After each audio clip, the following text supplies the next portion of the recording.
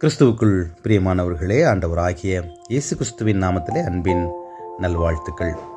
இந்த நாளிலும் கூட நாம் தியானிக்கும்படியாய் எடுத்துக்கொள்ளப்பட்ட வேத பகுதி பரிசுத்த லூக்கா 2 அதிகாரம் 37 வசனம்.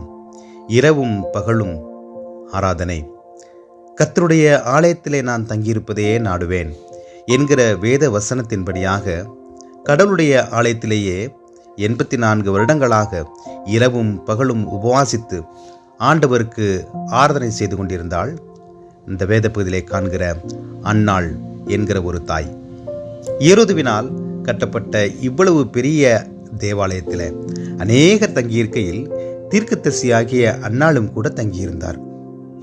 அதனால்தான் ஆலயத்தில் நடைபெறும் அநேக ஆராதனைகளிலும் அவள் பங்கு கொள்ளவும் தனித்து வழிவிடவும் அவளுக்கு உதவியாயிருந்தது.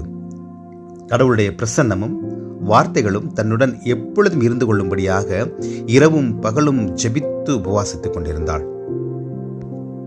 நேரம் கிடைக்கும் பொழுது மட்டுமே என்றில்லாதபடிக்கு தான் ஒரு தீர்க்கதரிசியாக தனது பணிகளை செய்து கொண்டிருந்தாலும் தவறாது தனது ஆவிக்குரிய செயல்களினால் கடவுளை கனம் பண்ணி கொண்டே இருந்தாள்.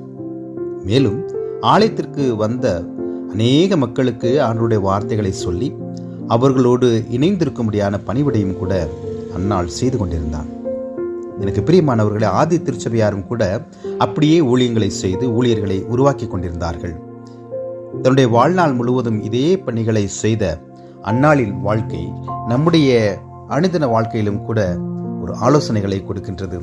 முழு நேர கடவுளுடைய பணிகளை செய்ய முடியவில்லை என்றாலும் கூட நம்முடைய அனுதின பணிகளிலும் கூட அன்றாட பணிகளிலும் கூட கடவுளின் நாமத்தை நாம் மகிமைப்படுத்த அழைக்கப்படுகிறோம். என்ன பணி செய்தாலும் கூட நாம் செய்கின்ற பணிகளின் ஊடே ஆண்டவரை துதித்து அவருடைய நாமத்தை மகிமைப்படுத்த நாம் அழைக்கப்படுகிறோம். கடவுள் நமக்கு செய்த அநேக நன்மைகளையும் அநேக உபகாரங்களையும் நம்முடைய அனுதின வாழ்க்கையின் பணிகளின் ஊடாக நினைத்து ஆண்டவருக்கு ஒவ்வொரு வேளையிலும் நன்றி செலுத்தி அவரது நாமத்தை மகிமைப்படுத்த இந்த நாளிலும் கூட ஒரு தீர்மானத்தை எடுத்துக்கொள்வோம். அந்நாளின் வாழ்வு நம்முடைய வாழ்க்கையிலும் கூட ஒரு சாட்சியாக இருக்கட்டும்.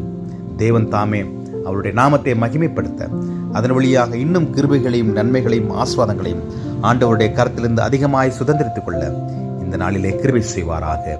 ஆமேன்.